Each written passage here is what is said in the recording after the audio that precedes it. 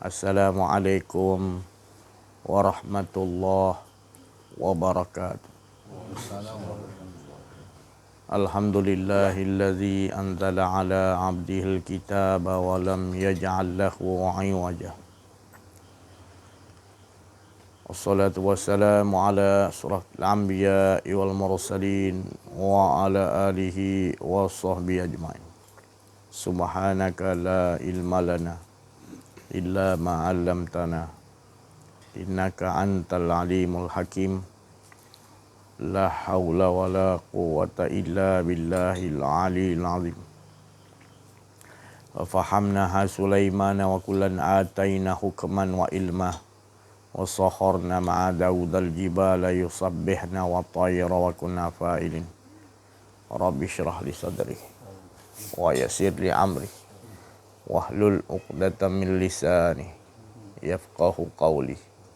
Wassallallahu ala sayyidina Muhammadin wa ala alihi wa sahbihi wa baraka wasallam. Nurjali sifatullah, sifat menjadi kalam Allah. Terangkan hati hamba Allah, terang seperti hati Rasulullah. Alhamdulillah.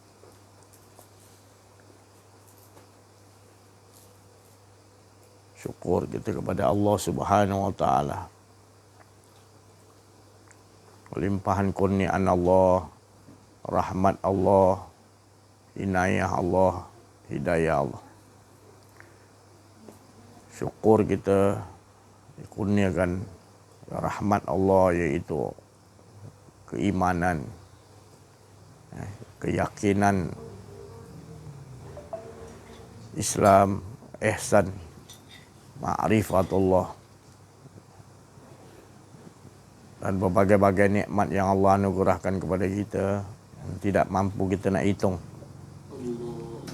Daripada kita ni awal alam roh kita jadi hingga sekarang, nikmat Allah tidak pernah berhenti. Terutama sekali yang berjalan terus nikmat iaitu hidup, yang mana dalam hidup itu kita diberi keyakinan bahawa hidup kita ini adalah cerita-cerita, kisah-kisahnya. Jangan sekali-kali kita merasakan keakuan diri bahawa cerita kita ni cerita kita. Apa saja pun. Ya. Atas apa yang berlaku kepada malaikat, pada roh-roh para nabi, semua makhluk-makhluk Allah, termasuk iblis ke apa saja makhluk, semua Allah ciptakan. Semuanya Allah yang meletakkan sifat-sifat, skrip-skrip. Jadi kalau kita nak nafikan lagi, kita menampakkan bahawasanya sesuatu af'al yang Allah perlihatkan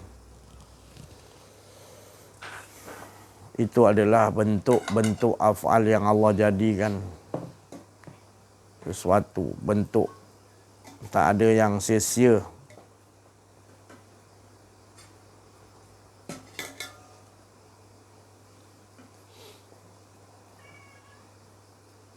Jadi apa ada pada diri kita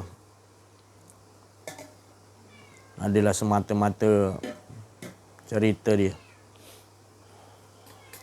Apa yang dahulu, awal kita di alam roh hingga sekarang dan akan datang ke depan, awal, akhir, zahir, batin, semuanya cerita dia. Ibarat cerita kita ni daripada awal sampai akhir, zahir, batin, semua dalam genggaman Allah, semuanya dalam pengetahuan Allah. Jadi apanya yang kita nak ada rasa lagi, ya, kalau kita dah betul-betul faham, di situlah tempat yang paling selamat, tempat yang paling aman, tempat yang paling tenang adalah jangan rasa lagi ada keakuan dia. Itu dah dikatakan tadi benteng Allah. Allah janji dia sampai di situ benteng Allah, tak ada keakuan diri. Dan kita tak pernah pun hidup. Ini yang susah ni nak tukar. Lagi kalau orang tak mengaji bab ni, ya memang payahlah. Memang dipancung terus saya ni. Tapi biasalah, saya memang sukalah dipancung. Sebab yang pentingnya saya dapat cakapkan apa yang disuruh. Apa yang turun pada saya dapat sampaikan. Jadi bukan soal saya ni berani, bukan.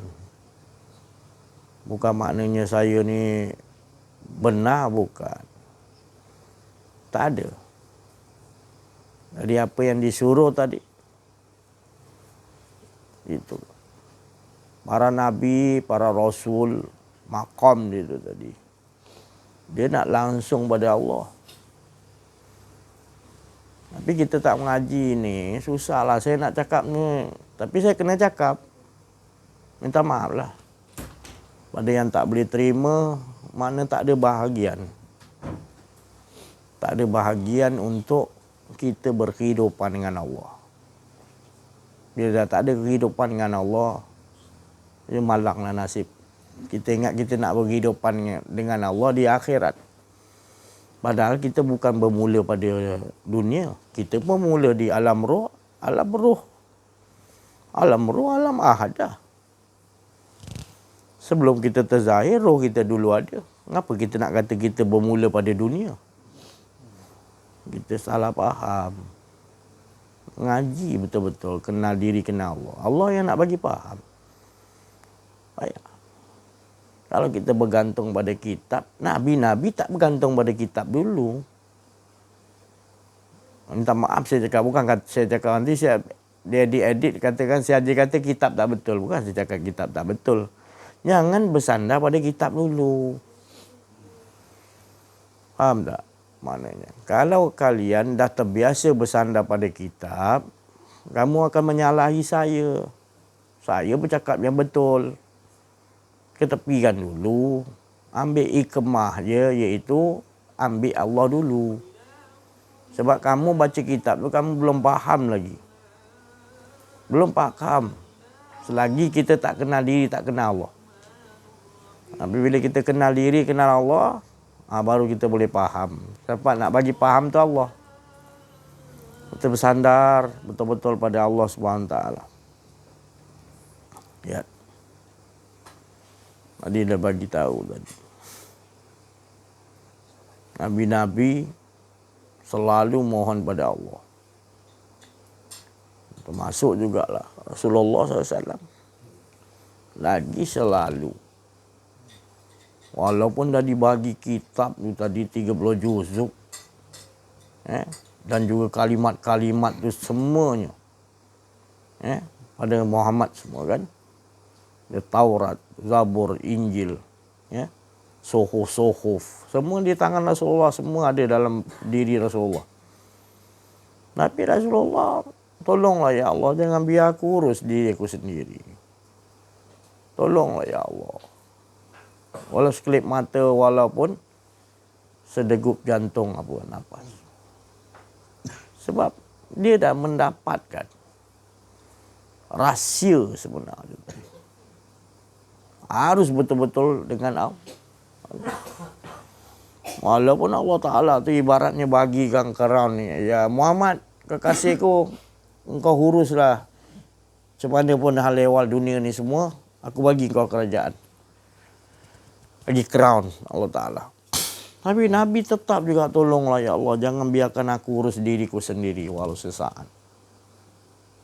Itu menunjukkan apa?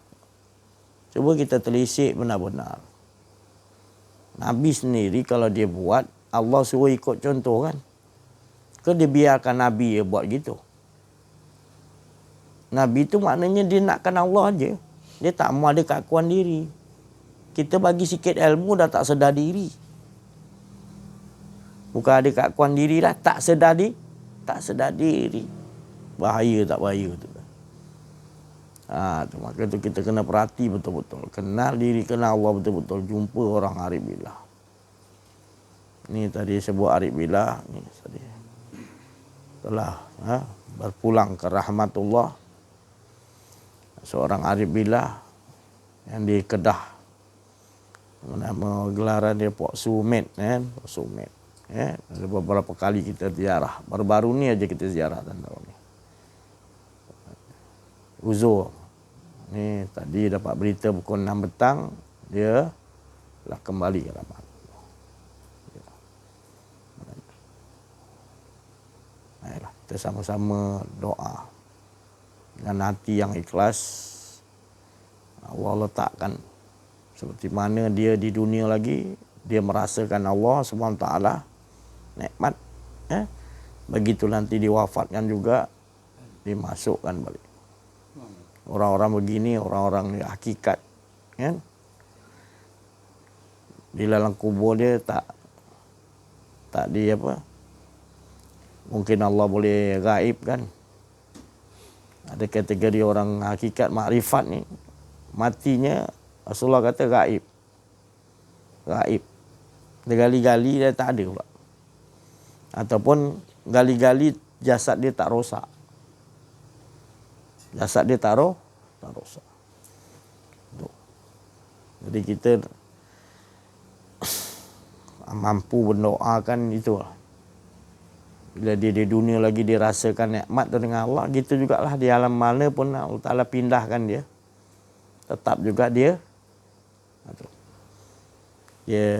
jangan dibilang mati orang yang berjuang. Dia berjuang di jalan Allah. Dia maknanya hidup di sisi Allah. Dia hidup di sisi Allah masa-masa dia di dunia lagi. Dia buat sumet tu gitu. Jadi kita doakan sama-sama lah supaya kita pun dapat ikut jejak langkah.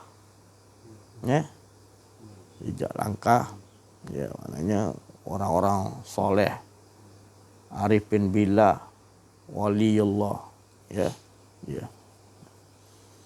Puasa je banyak hidup dia, kan. Waduh. Special. Banyak Allah perlihat karamah-karamah dia tu, ya. Aduh. Saya sendiri pun pernah dia suruh saya nak soal dia tak bagi soal, dia marah saya. Arwah tu. Bukan dia marah dia. Saya nak soal tapi dia tak bagi soal. Dia suruh ambil Quran. Pergi ambil wuduk, pergi ambil Quran, dia kata. Saya pun ambil lah. Ambil buat lambat-lambat lah. Saya malas nak buka Quran ni, saya malas. Saya lambat-lambat sampai diorang dah balik. Diorang balik, saya membalik. Langsung balik gitu. Itu. Balik tu tadi, baru saya tahu maknanya. Dia suruh baca Quran tu maknanya suruh baca yang dalam.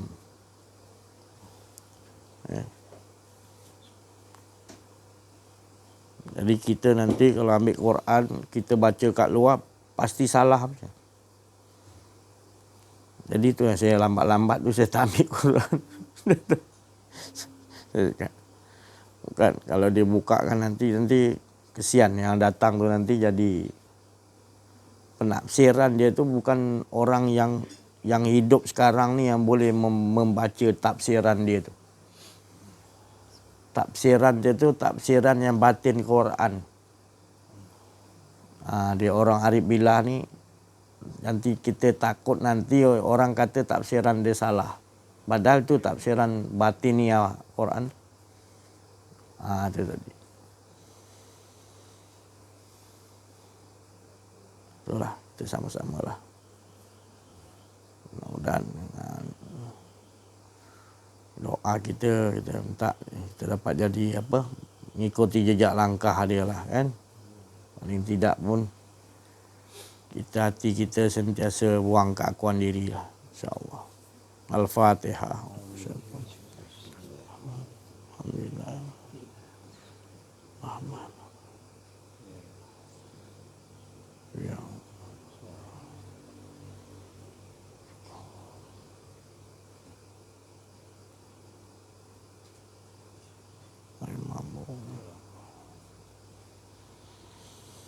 Alhamdulillah. Sambung balik insya-Allah. Jadi kita lihat yang nak dijadikan contoh, Allah Ta'ala utus nabi-nabi Kemudian last kali penutup khataman Nabi adalah Nabi Muhammad sallallahu alaihi wasallam.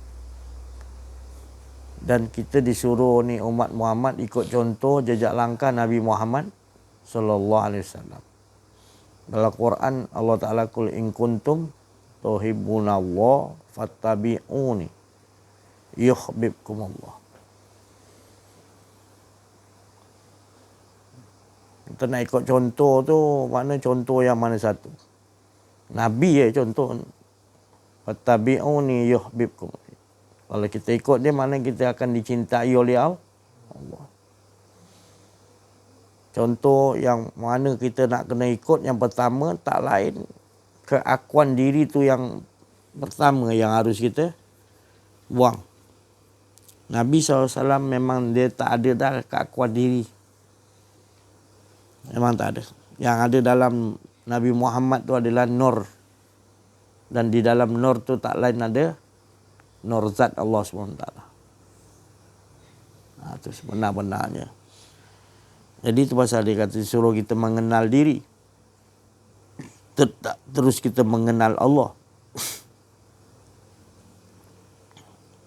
Mengenal diri ni maknanya kita sampai mengenal. Tadi diri kita sebenar diri tadi. Diri terdiri, diri terperi, diri terusali, diri sebenar diri. Diri sebenar diri itu sampai di situ, itulah Nur Muhammad. Diri sebenar diri. Sifatullah, sirrullah. Kerana dia dah maknanya nak menyatakan nur zat Allah Ta'ala tu, Nur Muhammad. Hanya itu aja yang boleh mengesakan Allah. Di situ pintu untuk nak mengesakan Allah betul-betul harus lebur di dalam Nur Muhammad. Dan memang fitrah kita berasal daripada Nur Muhammad. Ruh kita, bagian ruh. Tubuh kita bagian Nabi Adam, tubuh. Tapi ruh kita bagian dia adalah Nur. Tapi naluri kita, gelombang kita memang ke arah Nur Muhammad. Tapi kalau kita tak mencari jalan kembali ke rahmatullah di dunia lagi, maka kita akan di dunia lagi kita tersesat. Kita buta dia kata. Kita buta. Bukan mata ni buta. Tapi mata yang dalam. Kita tak mau pandang. Allah suruh selalu lihat wa fi anfusikum afalas. Tengok di dalam. Tengok. Ada ke engkau? Ada ke engkau? Tengok. Sampai engkau tengok, melihat, engkau tengok di dalam diri engkau dengan penglihatan dia. Kalau engkau melihat di dalam tu dengan penglihatan mata nafsu, kau tidak akan buta nama. Maka tu lihat. Lihat dengan penglihatan Allah. Sebab kita tidak pernah ada penglihatan pun. La tudrikuhul absar. Allah Ta'ala kata kamu tak punya penglihatan lah. Tak ada penglihatan. Wa huwa yubdikul absar. Bila dia bagi wa huwa kepada kita penglihatan, barulah kita dapat melihat. Tapi tidak kita pakai ke situ. Kita melihat kita dulu. Terkebil-kebil kita baru nak nafikan. Bukan ni aku lihat. Itu kalau yang belajar. Ya, alhamdulillah daripada sehari ke sehari dia nak sampai dirinya melihat sesuatu tu, dia melihat dengan penglihatan Allah. Apa tanda dia? Bila kita melihat dengan penglihatan Allah, kita tak nampak, buta dah. Sekalian yang Allah jadikan kita jadi buta terbalik dah. Sekalian alam ni yang Allah ciptakan, 7 lapis langit, malaikat ke apa benda ke, jin, Fir'aun ke, kita dah buta semua tu dah. Dah jadi buta, tak nampak. Yang kita nampak adalah fa'ain nama tualu. Itu maknanya penglihatan kita dah betul. Kita dah mentauhidkan penglihatan kita.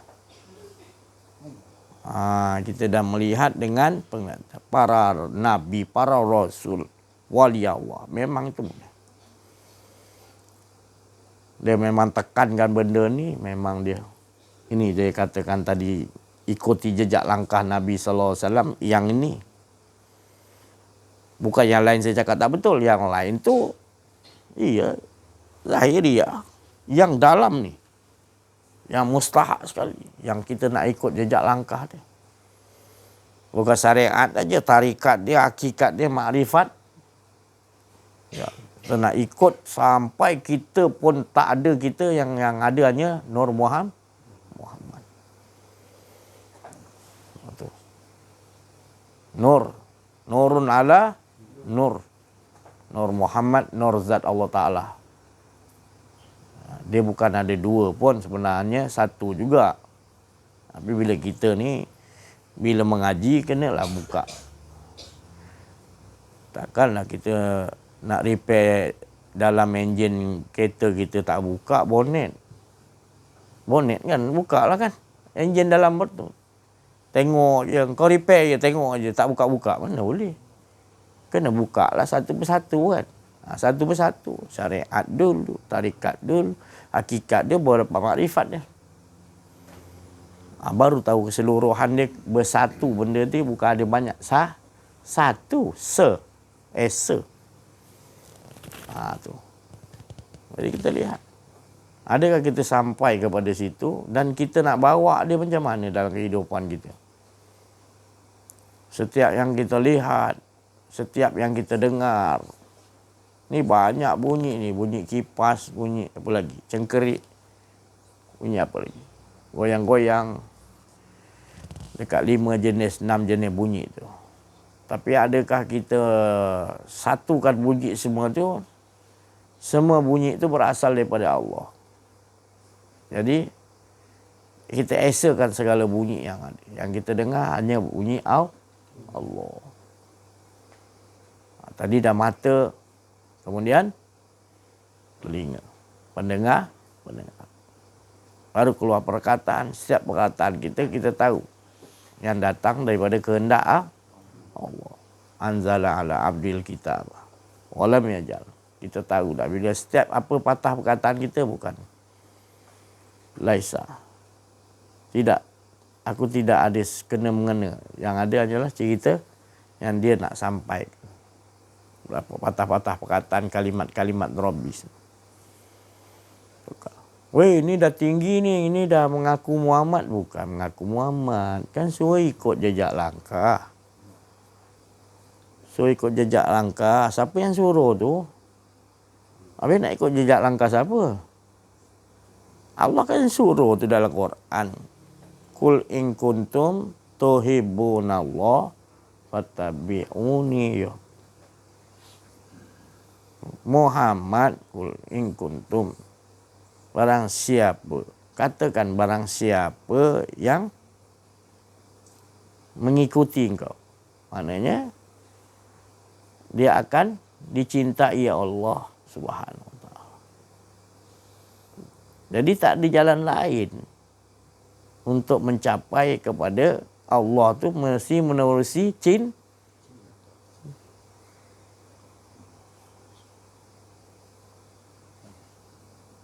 yuhibbukumullah,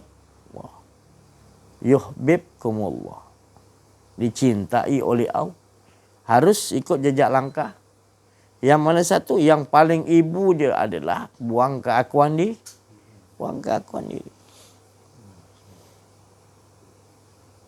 Terus tak ada keakuan diri, dicintai Allah. Memang Allah suruh kita begitu sebenarnya. Bukan mengaku ada keakuan diri.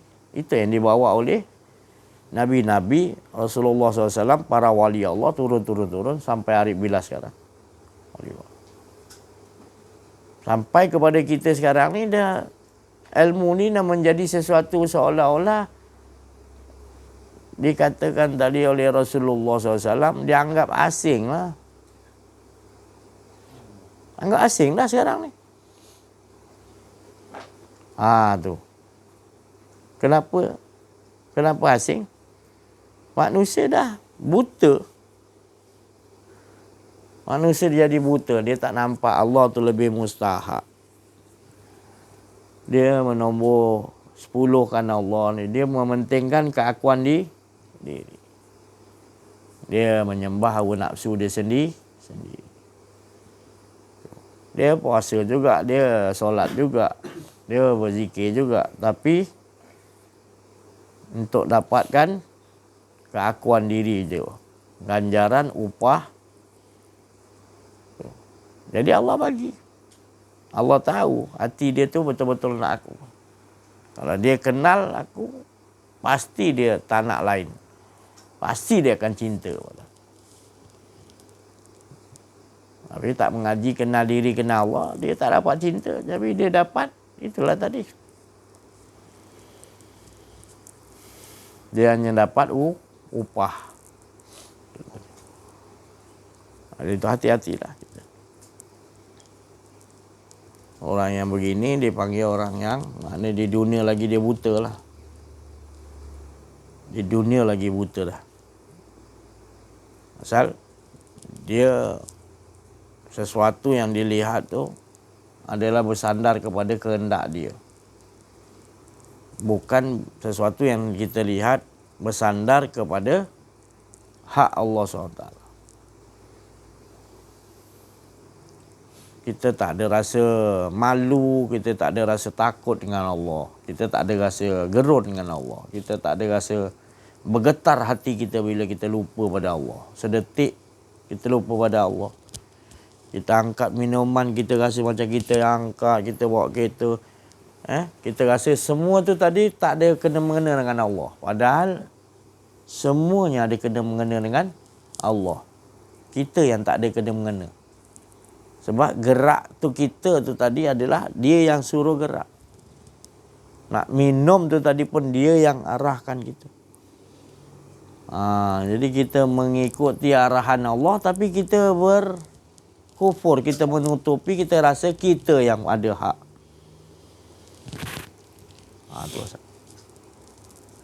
Kita alhamdulillah lah, syukur yang datang hadir ni.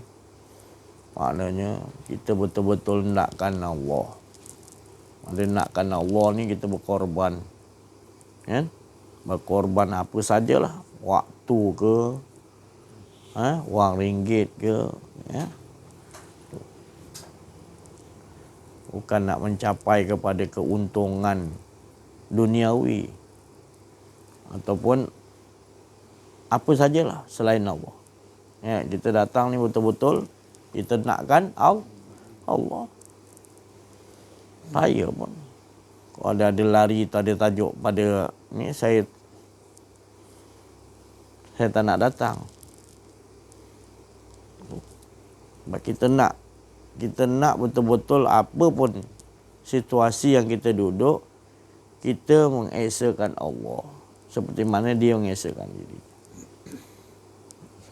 Semalam bagi tahu macam mana kita duduk, macam mana pun orang disebukkan dengan keduniaan. Dia buat kelang kabut dia. Pilihan raya ni sibuk ni. Oh, sibuk betul lah. Kita pun tengok, ya Allah, betul sibuk lah. Buat rumah tepi jalan. Buat punduk. Bendera pasang bersatu. Ui, bersatu. Sang bendera patung kolomos kan. Mana arah tu tadi? Kalau dia mengaji kenal diri, kenal Allah, dia arahkan kepada Allah.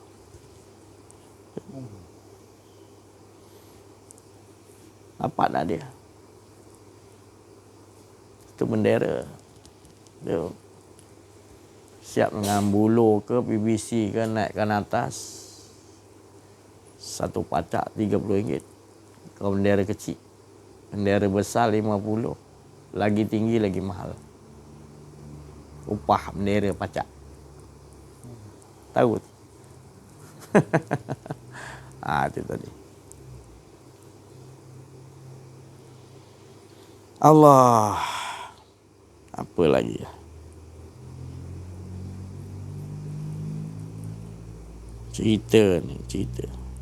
Cerita dia lah. Dia tengok semua cerita dia. Watak-watak orang, watak-watak yang hak, watak-watak yang batil. Dan cerita-cerita dia lah kita lihat. Dah fasa kita ni dah fasa keempat dah. Nak masuk 5 dah kiamat dah kan. Fasa kita ni fasa keempat. Dan memanglah manusia-manusia dah jadi terbalik lah. Tu. Maknanya dah tandakan kepada Allah banyak. Dah tandak kepada Allah. Tapi pura-pura macam tak Allah. Kita tengoklah sekarang. Jadi kita tak payah kita nak apa. Kenapa nak risau-risau sangat. Dan memang macam tu. Fasa ni fasa keempat. Memang manusia tu banyak dah. Dihimpunkan daripada masalah kufar-kufar. Perkara-perkara maksiat-maksiat daripada zaman Nabi-Nabi dulu-dulu. Nabi Nuh ke, Nabi Lot ke. Apa perangai yang teruk-teruk tu, perangai teruk Fir'aun tu, semua berkumpul kat kita ni, pasal keempat. Allah Ta'ala kata, fajama'na, dia berkumpulkan. Atau kita lihat, ya Allah. Kalau kita tak betul-betul ada ilmu kenal diri, kenal Allah, kan? Okay. Dengan kita-kita lah terlungkup sekali. Ya. Tengok. Itu maka Rasulullah SAW kalau datang fasa yang keempat, maknanya ni nak kiamat nak terlalu hampir dah. Dajjal mendatang, Imam Mahdi. Lari lah. Keluar lah. Jangan duduk. Dah kumpul dengan silap-silap kita-kita sekali aja. Keluar. Selamatkan akidah kita. Selamatkan kita punya isteri, anak-anak kita. Untung. Tak apa, biarlah orang anggap apa ni duduk asing tak campur masyarakat. Kita tak campur masyarakat. Ya. Campur nanti dengan kita-kita sekali. Sebab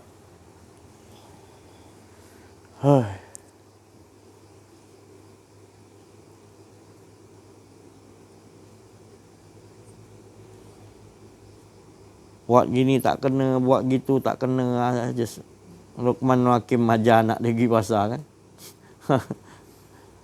Naik keldai tak kena, turun dua-dua tak kena, pikul tak kena. Semua betul manusia ni tak kena aja. Tu. Kita bercampur begitulah.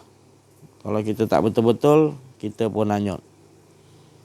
Jadi hanya orang yang diselamatkan Allah dengan rahmat Allah adalah orang yang benar-benar kenal diri, kenal Allah.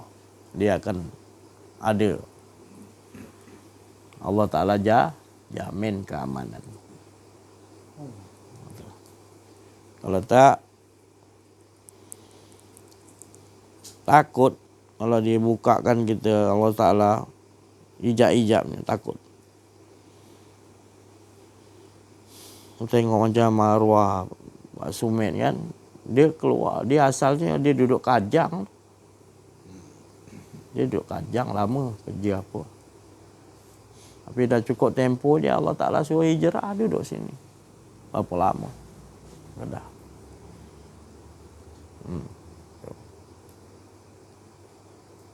Tak sanggup nak menghadapi. Memang kita kena keluar. Dia orang yang betul-betul, dia akan datang jumpa. Baru kita ceritakan. Kalau duduk dengan dia orang cerita, dia buat main kita je. Indah.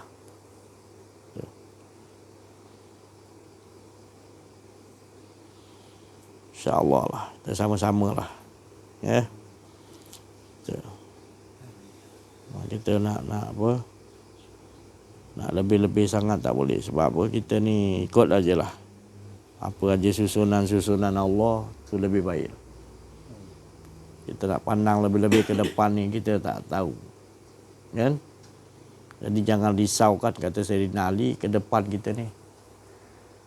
Walaupun macam mana pun, pasti ada rintangan. Duk di bawah pun jadi rumput, tetap dipijak orang. Duk tinggi macam mana pun atas, tetap angin kencang akan menghayun kita. Ya. Duk macam mana pun, nak atas ke bawah ke, yang penting hati kita sentiasa dengan rasakan dia je. Itu paling mustahak. Nak selamat duduk di situ, sederhana duduk. Sentiasa ke depan kita yang mustahak rasakan. Tak ada keakuan diri. Itu yang paling selamat. Sebab dah memang kita dah dibagi lihat fasa ni, fasa keempat memang Islam ni memang zaman memang jatuh lah, memang apa. Sampai nanti Imam Mahdi nanti datang baru boleh. Ni Imam Mahdi tu, insya-Allah. Sama-sama lah, kalau kita sentiasa kenal diri, kenal Allah, insya-Allah kita akan bersama dengan Imam Mahdi tu tadi. Insya-Allah. Sebelum Imam Mahdi tu, kita kena jadi diri kita Mahdi dulu lah. Mahdi tu yang dapat petunjuk daripada Allah, mengenal diri, mengenal Allah, dan boleh memberi petunjuk. Kita dapat apa petunjuk dia? Hilangkan keakuan diri. Itu petunjuk. Dan apa tadi yang kita nak serukan, ajakkan manusia mengesakan Allah sama-sama kita. Jangan ada rasa keakuan diri. Wala yusyrik bi ibadati rabbih. Insya-Allah. Ya, saya cukup situ dulu. Kita minta pencerahan daripada Fadil Ustaz Azai.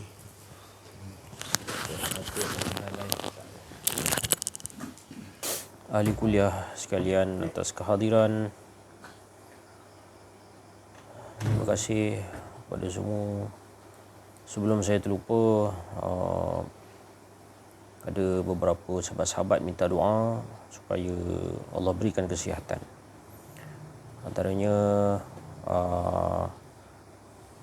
Encik Tuan Haji Hamidi minta doakan sihat.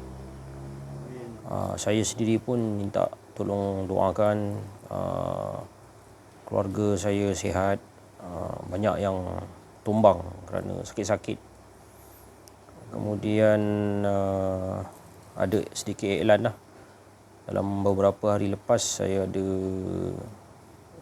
sembelih seekor kambing. Jadi saya jual dengan harga 700 untuk saya menampung bil-bil Zawiyah Tok Ayah lah. Jadi kalau war-warkan lah, kalau ada siapa-siapa yang nak beli, dapat saya bayar bil-bil, dapat hidupkan balik wifi ke, dapat hidupkan balik apa-apa yang perlu dibuat. Boleh bayar bil ayak ke, bil api ke. Alhamdulillah. Kambing hidup pun ada. Kambing yang hidup pun ada. Hidup pun kita jual juga, tapi yang hidup lagi mahal. 1,000 lebih kambing besar. Kambing yang dah sembelih dah. Ada tak sentuh lagi, ada dalam peti air. Boleh lah ambil semua sekali. Jadi dia kena habaq dulu, takut lupa. Kita cakap fana cakap betul, nak cakap lupa. Orang-orang yang minta kita, tolong kita doakan nak tumpang berkat majlis di Zawiyah Tok Ayah ni. Tadilah satu lagi lupa, ada Puan Zainab. Dia pun sakit saraf, minta tolong doakan supaya sihat. Bizahril ghaib syai'un lillah lahul fatihah. Bismillahirrahmanirrahim. Alhamdulillahirabbil alamin arrahmanirrahim maliki yaumiddin iyyaka na'budu. Kita berjalan tepi-tepi jalan tu, kita tengok Allah berwarna-warni. Kadang-kadang bila kita bawa kereta tu, kita tengok, cuba kita dengar apa perasaan kita. Nampak seronok, nampak warna-warni, nampak bendera merah, bendera biru, bendera biru pudak ada, biru laut ada, biru macam-macam biru ada. Apa macam-macam lah. Kita bawa kereta. Bila kita bawa kereta tu, kita melihat kepada bendera-bendera ni, kita rasa seronok pun ada. Tapi lama kelamaan, apakah perasaan yang timbul? Serabut. Serabut. Sebab di balik tu ada cerita. Di balik bendera tu ada cerita masing-masing. Ni cerita dia, ni cerita dia. So otak kita jadi serabut. Bila dia serabut, dia main satu perasaan. Dia kata, entah benda-benda ni semua dalam kategori sihir. Sebab sistem demokrasi, sistem-sistem yang main daripada barat ni kebanyakannya sihir belaka. Entah ni sejenis sihir. Jadi bila depa ni memperbanyakkan bendera-bendera, dia menyihir otak kita supaya sokong yang tu. Lagi banyak bendera, berperang poster pula dah. Berperang poster yang berhati jahat, berperang fitnah, berperang saraf, tak kira benda betul, benda tak betul, dia buat macam-macam benda. Dia troll sini sana, macam-macam lah benda ni. Nak ceritanya, kalau kita ambil sistem selain Islam, dia akan jadi main benda tak sudah. Dalam Al-Quran, benda ni disebut Ankabut. Ankabut. Ada surah Ankabut. Ankabut ni maksud dia labah-labah. Jadi penat kita, katalah kita berjuang, kita dapat membina sebuah empire Islam yang hebat. Kemudian dalam tempoh 5 tahun dia boleh zas kita. Apabila kita tergeleceh sikit je. Kalah, bukan kalah apa, kalah sentimen ataupun kalah berita. Mereka lebih lagi giat kalah. Bila mereka undi, kita dah elok-elok laksanakan hudud ni. Dah dapat buat ni. Hukuman hudud dah dapat berjalan. Dah elok.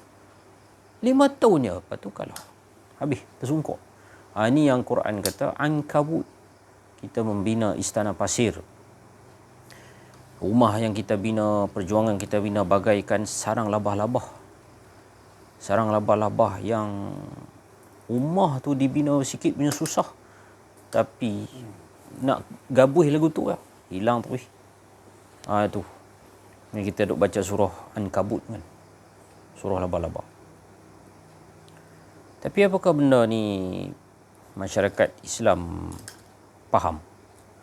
Dan jikalaulah kita faham pun, kita boleh buat apa? Kita boleh buat apa?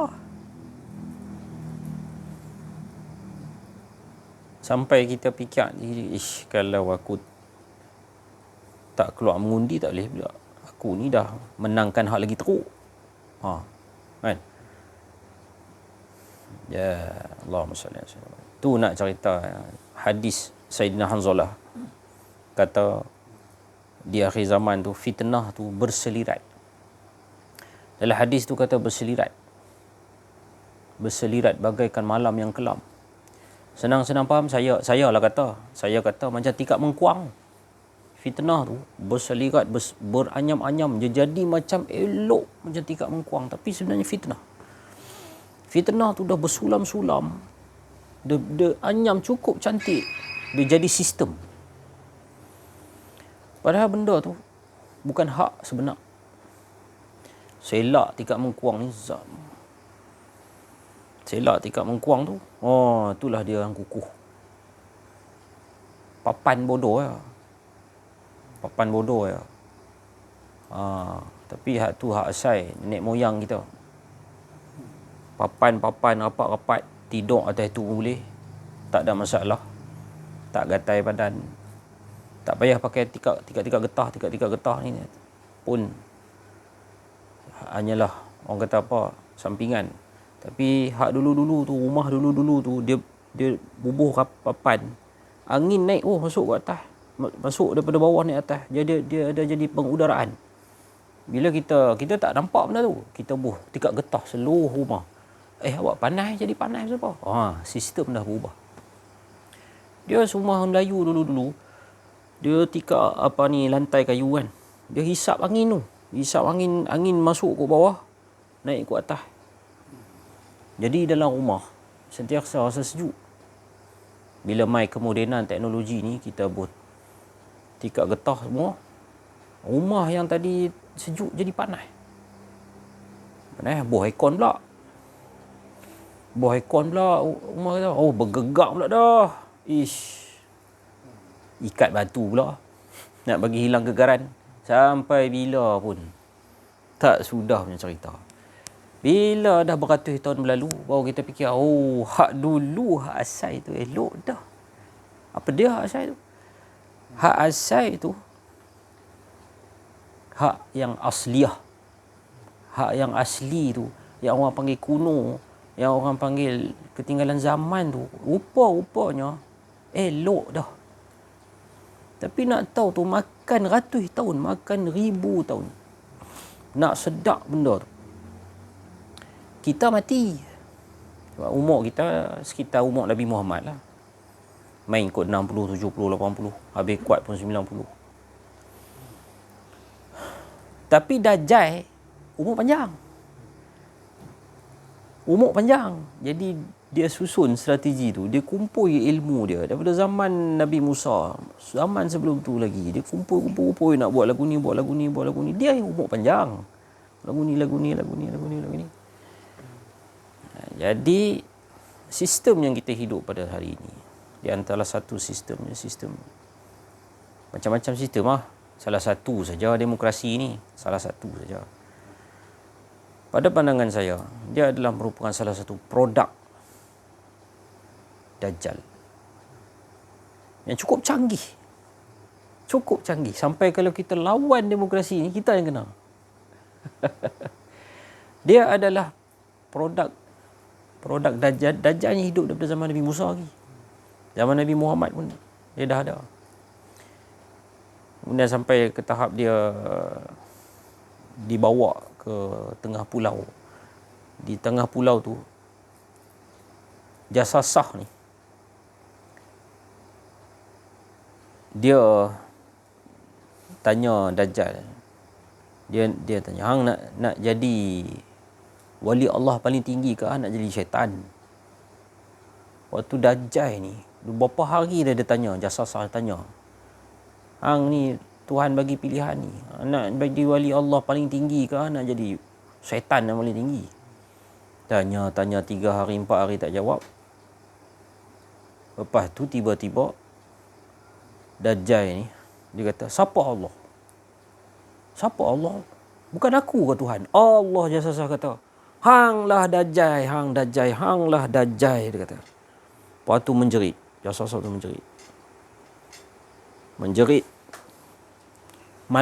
menjerit malang kerana Jasasah itu tahulah dia duduk dengan Dajjal. Dia jaga Dajjal, dia bukan jaga wali yang paling besar. Allahumma salli ala Muhammad. Jadi satu hari Dajjal ini akan tidak lagi disebut di mimbar-mimbar, di percakapan-percakapan, di mikrofon, tidak lagi disebut. Dan nampak gaya jadi dah benda ni. Ada dengar khutbah di Perlis ni sebut pasal Dajjal? Jauhilah fitnah Dajjal. Ada dengar? Ada dengar?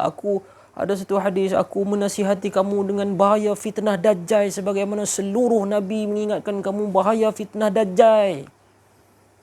Aku tambah satu lagi, iaitu Dajjal bermata satu, kata Nabi SAW. Pernah dengar ada baca hadis ni?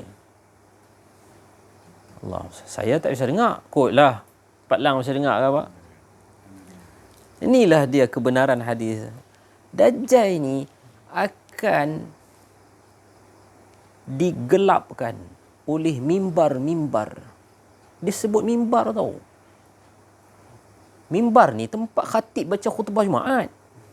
Dalam hadis tu kata, persoalan bahaya, ancaman, inzar, peringatan tentang Dajjal ini satu hari nanti akan padam dari mimbar-mimbar. Dia sebut mimbar.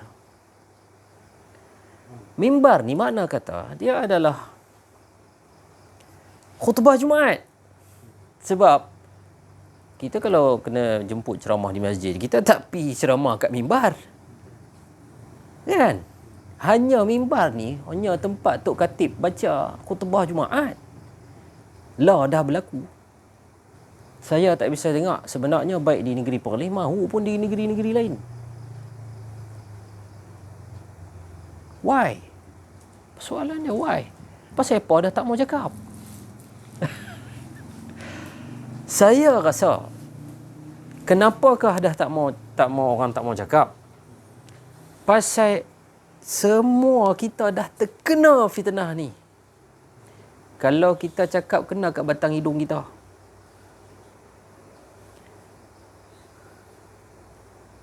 Allahumma salli ala sayyidina Muhammad. Jikalau kita ada hutang dengan bank banyak kan, mau tak kita ceramah berhutang, jangan berhutang kepada bank? Mau tak?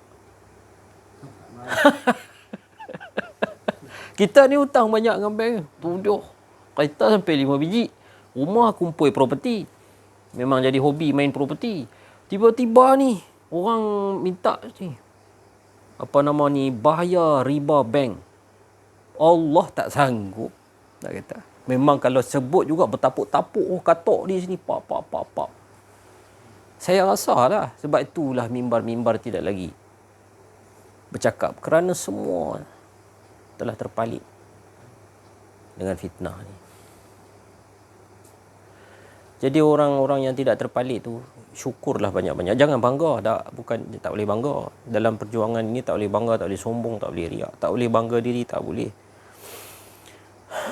Kita bila melihat orang lain, perasaan dia macam ni. Saya nak bagi satu contoh. Kita bukan mengatakan orang lain dengan keadaan kita bangga diri. Dah. Analogi dia lagu ni. Dulu kita gemuk. Nak jalan pun susah, nak bangkit pun payah. Mengah malam tidur berdengkok. 118 kilo. Contohlah. Lepas tu, lah kita dah sadu. Tough macam sahabat kita. Sadu, six pack. Lepas tu kita jalan, kita nampak orang gemuk lah macam aku dulu, 118 kilo. Allah kesian, aku tahu hang macam mana seksanya. Tapi hang tak tahu kata hang bermasalah. Kalau aku kata kat hang tu gemuk, hang marah. Sensitif lah apa semua. Sekali lagi dia sebut lagu tu, kalau ada di sini orang gemuk, esok tak mai dah. Gemuk betul-betul ya. Bukan setakat dalam majlis, alhamdulillah tak ada lah ni, yang semua ni abang-abang sadu belaka. Jadi perasaan dia sama macam tu. Jadi bila kita tengok orang yang kita dulu macam tu, perasaan dia bukan kita hina dia. Dah, aku dulu macam hang, aku gemuk dulu. Tapi sekarang ni perasaan yang lebih tepat nak cerita dia, kita kesian. Kesian tu kasih sayang. Bukan kita hina dia, bukan. Bukan. Dia dah ceramah Ustaz Aziz apa semua. Bila Ustaz Aziz kata tentang bahasa Perlis, dia camdek lah. Camdek orang lain tak kena. Bukan kata menghina. Jangan terasa, jangan sekali-kali terasa. Sebenarnya percakapan itu adalah percakapan kasihan. Kasihan, dan kasihan ini adalah di bawah kasih dan sayang. Kasih sayang. Sama tadi analogi saya bagi. Dulu aku gemuk, lah aku dah tak gemuk. Ringan badan, boleh rabat buat apa pokok nyok. Dulu tak boleh, dulu mengah. Jalan sikit buat kerja tak boleh. Apa lagi nak angkat kambing seekor pun tak boleh. Gemuk contoh kan. Jadi bila kita nampak balik orang gemuk, kita rasa macam tu perasaan kita. Siapa yang pernah rasa benda ni, dia faham apa yang saya cakap. Kan? Bukan sekali-kali, tak ada. 0.1% menghina pun dah. Bukan. Dia tu macam riba kan. Apabila kita dah berjaya potong kredit kad tu, dia punya perasaan dia lain. Pak Lang, dia punya lena dia, sonok dia, sedap dia. Dulu, satu kad tu 10,000. bulan-bulan, ribu-ribu nak kena bayar. Belum kata dia punya interest lagi, belum lambat bayar lagi. Bila kita dah settle, dah minta dengan Allah, tolong aku ya Allah. Aku nak bayar hutang kredit kad. Bagi aku 10,000. Pum dapat. Pum terus bayar. Bayar tu kas saja bagi lebih. Bagi lebih RM1. RM1,000, RM10,000, RM1. Sekitar dia bank pula terseksa. Tiap-tiap bulan dia kena hantar statement kat kita RM1 tu. Disebabkan kerana RM1 tu. Sebab terlebih. Lepas tu bank pula merayu dekat kita. Ni kami nak offer lebih RM20,000 pula ni. Allah masa hutang tu tak tenang, jiwa tak tenang. Dan tak tenang tu tahu bila dah keluar daripada situ, baru tahu, oh, sedap hidup tanpa terkena ikat ni. Allahumma salli ala sayyidina. Terlajak masa lah kot. Minta maaf ni. Ramai lagi ni nak bercakap. Minta maaf terlajak kata terlebih bahasa, tak ada keakuan diri sebagainya. Maafkan saya. Maafkan seluruh keluarga saya. Sallallahu alaihi sayyidina Muhammad wa ala alihi wasallam. Alhamdulillahirabbil alamin. Rahim.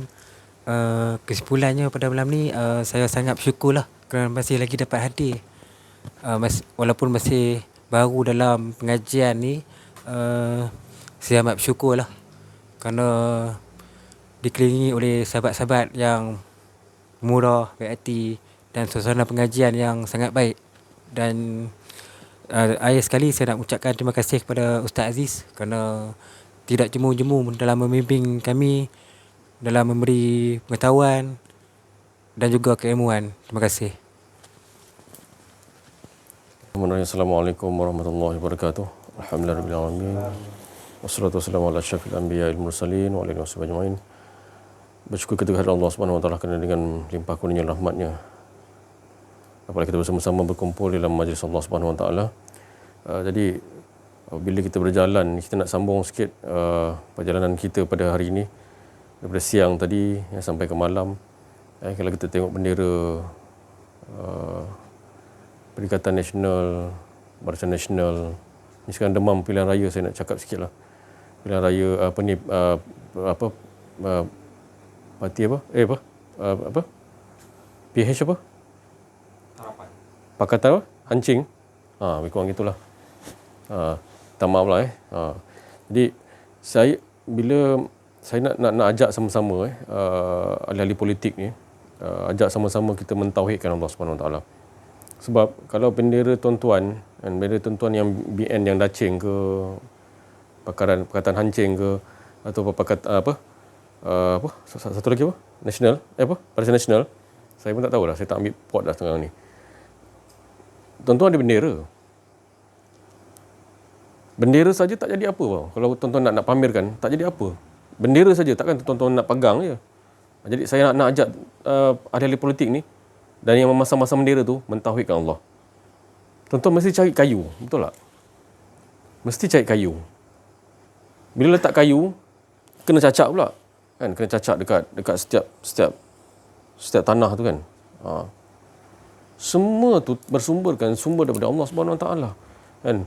Berdiri tegaknya bendera tu, dia sampai terkibarnya bendera Barisan Nasional ke apa, ke PN ke apa, ke tak kisahlah.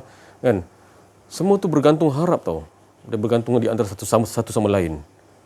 Cuba tuan-tuan fikirkan, ahli politik, fikirkan. Benda ni bergantung harap. Jadi kita ni kena bergantung harap kepada Allah. Bukan bergantung harap kepada dunia yang seperti sebutir pasir tu. Sebutir pasir, bayangkan. Ya Rasulullah pun bagi tahu, kita ni dah penghujung, macam Rasulullah banyak dia menasihatkan benda-benda semua ni. Dia ajarkan kita tak lain. Jadi kalimah agung, kalimah sakti, la ilaha illallah Muhammadur Rasulullah, menafikan keakuan diri kita. Kalau erti kata wali Allah yang lain pula, jangan sampai terlihat adanya diri, tutup kenali, sama juga. Itu jalan tauhid kan. Jalan tauhid itulah kita kena. Sama kita ajak, saya mengajak pemasang bendera, ahli-ahli politik, YB, don apa semua tak kisahlah, menteri-menteri, termasuk Perdana Menteri, termasuk raja-raja, mentauhidkan Allah. Saya cerita pasal bendera tu tuan-tuan boleh melihat cara mana kita nak mentauhidkan Allah Subhanahu Wa Taala. Tuan cakap dia, bendera saja tak cukup, tuan-tuan. Mesti ada kayu, jadi berkibar dia, nampak? Kan sumber tu daripada Allah Subhanahu Wa Taala. Sumber tu. Kita berhubungnya kita dengan Allah Subhanahu Wa Taala. Jadi itu saja daripada saya. Sekian warahmatullahi wabarakatuh. Assalamualaikum warahmatullahi wabarakatuh. La haula wala quwwata illa billah. Bismillahirrahmanirrahim. Assalamualaikum warahmatullahi wabarakatuh. Saya nak tanya Ustaz sikit, macam mana makna dia menikah zahir dengan menikah batin? Hak mana yang zahir, hak mana yang batin? Saya nak tanya pada Ustaz lah. Maklum pada saya duduk dalam buah lagi lah ni. Sekian wabillahi. Wassalamualaikum warahmatullahi wabarakatuh. Pada Allah Allah. Apa yang diucapkan oleh teman kita, saudara kita tadi, sahabat kita Ustaz Fadil Ustaz Auza'i Al-Masri, Syekh Latif dan yang lain-lain tu semua daripada khatir Rabbani, daripada kalimat-kalimat kudus, daripada kalimat-kalimat Rabbi lain. Jangan kita was-was lagi kerana mereka itu saudara kita itu mengajak kita sama-sama menombor satukan Allah, mengesahkan Allah seperti mana Allah. Tidak lain. Jangan kita lagi duduk dalam pengajian kita ni, kita ada rasakan lain yang kita nak bawa. Tak ada. Siapa-siapa pun duduk dalam majlis kita ni tetap juga akan bawa itu. Sebab kita dah tak nampak adalah lagi keakuan diri kita. Apa lagi yang kita nak bawa? Dia mengesahkan Allah je lah. Kan? Jadi itulah maknanya beruntungnya kita dipilih oleh Allah. Bukan kita ni hebat, tapi Allah tu pilih untuk menceritakan kita ni membawa watak-watak, kisah-kisah apa yang Allah Ta'ala. Sebab kita dibukakan oleh Allah perkara-perkara yang kita tak tahu. Bila Allah bukakan, selama ni hari baru kita tahu, ya Allah. Rupanya engkau ceritakan kisah engkau. Engkau lah pembuat dia, engkau yang melakukannya, engkau semua engkau, tak ada pun. Rupanya bila kita dah dibukakan oleh Allah, mukasyafah ghaib, perkara yang ghaib ni tadi baru kita tahu, ya Allah. Semuanya dia belaka, dah tak nampak. Kita dah terbalik tadi. Saya cakap tadi kan, buta dah lah. Kita tak nampak ya. Yang banyak tadi dah jadi buta. Sebab yang banyak tadi kita dah nampak asalnya satu. Dan tak lain, satu tu jadi banyak. Satu tu dijadikan banyak, bukan banyak. Tetap juga banyak tu pun tukar banyak. Sebenarnya satu tu esa. Jadi kita dah duduk dibagi faham ke situ tadi. Apa tu dunia, apa tu akhirat. Alhamdulillah. Sebenarnya kita tak duduk kat dunia, tak duduk kat akhirat. Betul? Kalau kita tak mengaji ni susahlah. Kita rasa kita duduk kat dunia, lepas tu kita nak pergi alam akhirat. Lepas tu, adakah kita ke dunia dulu ke akhirat dulu? Rupanya kita mengaji baru kita tahu. Fid dunia hasanah wa fil akhirati hasanah. Rupanya hasanah tu. Di dunia nak hasanah, kebaikan. Apa itu kebaikan? Iaitu merasakan yang ada wujud hanya Allah. Itu hasanah. Rupanya situ punya. Kita tak, jangan duduk mana-mana. Kat dunia pun dengan Allah, di akhirat pun dengan Allah. Kat mana alam pun dengan Allah. Sebab seluruhnya hak dia. Tak ada kita. Itu dah. Mana kita. Alhamdulillah. Syukurlah. Kan tadi teman kita, saudara kita, Pak Longmat tadi soal apa tu tadi, apa? Zahir apa? Nikah zahir. Nikah. Saya pun dah nikah dah. Nikah tu zahir tu nikah dengan perempuan ni. Lain maksud dia. Bukan tu maksud dia. Bukan nikah yang dengan perempuan, bukan. Jadi isteri, bukan. Bukan tu kan. Kan nak nikahnya satu. Nikah tu. Soalan orang lama-lama ni salah kita jawab nanti kan. Saya berbetulkan. Pasal banyak orang sekarang tu nikah batin. Dia ingat nikah batin duduk kat gua seorang-seorang. Apa berdua dengan perempuan, kita nikah batin lah. Dia ingat tu nikah batin. Ya? Nikah batin tu maknanya Nabi SAW ajar pada Sayyidina Ali. Nikah batin. Maknanya dah ke kita nikahkan. Maknanya antara lazat yang diberi oleh Allah kepada kita. Itu lazat. Lazat asyik kita dengan Allah tadi. Daripada mana datang lazat tu? Tak lain daripada dia. Jadi nikah tu tadi bukanlah maknanya kita ni nikah dengan Allah, bukan. Makna soalan daripada saudara kita ni Pak Lumat, maknanya yang dikatakan nikah yang betul-betul tadi zahir mana batin mana kan. Dan nikah yang zahir tu, yang batin tu maknanya rasa keasyikan tu tadi. Antara lazat kita asyik dengan kita dengan Allah. Itu tak selesai lagi tu. Mana waktu bila tu tadi. Kedatangan asyik tu daripada siapa? Dia. Di situ dia nikahkan di situ tu. Dan makna nikah tu maknanya siapa yang menikahi tu. Siapa yang dinikahi tu. Dia dengan diri itulah saya cakap tadi, itu nikah batin. Itu maknanya yang dikatakan tadi Haji Pak Lumat cakap soal tadi kan. Tu faham tak maknanya? Yang apa betul ya tu. Maknanya duduk di situ maknanya. Berasyik. Ketika itu Allah Ta'ala sendi. Bukan kata itu asyik kita ni kahwin dengan Allah Ta'ala, bukan. Jangan salah faham. Bukan. Kau dengan kahwin lain. Tu. Makna nikah tu asyik berasyik. Bukan ada dua pun. Mana boleh kita bersatu dengan Allah? Saya bersatu dengan siapa-siapa pun tak boleh. Kita tak boleh bersatu dengan siapa-siapa.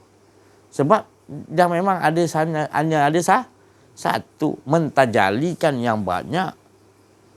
Tetap dia banyak mana pun dia tajalikan 1 juta satu hari pun tetap dianya nak ngesa, nak nyatakan dia tu esa. Tu jangan salah. Tu tadi. Dia juga. Dia dengan diri dia tu tadi. Nikah tu tadi dia. Jadi menyesal kita tak nikah batin. Dengan apa kalimah tu tadi kita nikah tadi? Dengan apa tadi kita maknanya adalah dengan asyhadu alla ilaha wa asyhadu anna Muhammad. Zat tak lain dengan sifatnya juga. Jadi kalau sembah, bukanlah aku menyembah kau ya Allah, sesungguhnya sifatmu menyembah pada. Dan bukanlah dua. Zat dan sifat, af'al, asma' tetap diri ni. Faham ya? Kita dah dapat. Ini soalan sebenarnya Haji Mat dah tahu, tapi nak dikongsi kepada pendengar YouTube. Yang jelas. Untunglah. Kerana yang adalah rahsia kita. Mana rahsia yang pada diri kita dah kenal. Tak lain adalah iaitu mengesakan diri. Jangan ada keraguan. Dia balik ke situ balik. Dia paling nikmat mengesakan Allah. Tak ada nikmat yang lebih best lagi ya, Rasulullah kata. Orang yang betul-betul mengesakan Allah, tak ada pahit. Rasulullah kata, tak ada pahit. Kena apa pun, dia rebus dalam api, gelegak air ke apa, dia sanggup. Asalkan Allah jangan terlepas. Mengesakan Allah. Tu maksudnya. Bersedia dah kerana dia dah dapat apa tu rahsia tu tadi. Jadi mati hidup balik ke apa pun keadaan dia tak risau. Yang dia risau ada keakuan diri. Dia jaga di situ. Ya, insya-Allah. Kita kata sifat azat, sifat asma apa tu no. Semua dia. Nak input yang bagi Ya, ya. Itu semua satu. nak tolong input no. Yang ni afal. Afal pun kita nampak. Dia juga. Bukan Allah tu. Afal bentuk yang membentukkan afal ni adalah dan yang bagi nama cawan ni adalah asma. Dia juga. Dan yang memberikan sifat cawan ni adalah untuk menampung air. Sifat dia. Dan keseluruhannya semua adalah ma'rifatullah. Tak ada lain. Semua satu bahagian pun tak ada apa pada. Semua bahagian daripada Allah. Baik bentuk dia afal, baik nama dia, baik sifat dia, baik seluruhnya adalah hak Allah. Tak nampak lain lagi dah. Buta dah kita dah. Hanya kita nampak Allah. Kita buta selain Allah. Itu tadi. Apa saja pun. Afal apa pun kita lihat akan bertukar menjadi. Kita nampak bentuk Allah yang membentukkan. Musawwir. Ini Jepun yang bentukkan handphone ni. Tak. Siapa bagi ilmu tu? Jantung ni. Nama dia Nokia lah. Siapa yang bagi kepada Jepun tu untuk letak nama Nokia? Daripada mana datang ilham tu? Tu tadi. Kita belajar, kita kenal diri, semua kita nampak. Semua daripada Allah lah. Tak ada lain lah. Betul. Dulu tak belajar, kita nampak macam-macam. Ya. Tapi bila kita dah dibagi kenal Allah dengan rahmat Allah, dia bukakan kita, singkapkan kita nampak. Buta dah yang lain semua kita tak nampak. Kita nampak cahaya ya Allah. Terang. Itu tadi itu makna beruntunglah. Inilah orang yang muhtadun. Dia tak nak lain dah. Dia dah dapat dah. Nak upah apa lagi dah. Dia dah dapat yang paling besar. Tuan punya segala sekian alam ni. Pemilik segala nikmat-nikmat dia dapat. Beruntung kita ni. Alhamdulillah. Ya. Jadi saya rasa cukup sampai situ dulu. Dia sambung nanti lepas pada apa. InsyaAllah. Ya. Terima kasih banyak-banyak pendengar semua. Mohon maaf atas kekurangan, kesilapan dalam menyampaikan, ada rasa keakuan diri. Wa'afu minkum wabillahi taufiq wal hidayah. Assalamualaikum warahmatullahi wabarakatuh. Takbir. Sallu ala Nabi Muhammad.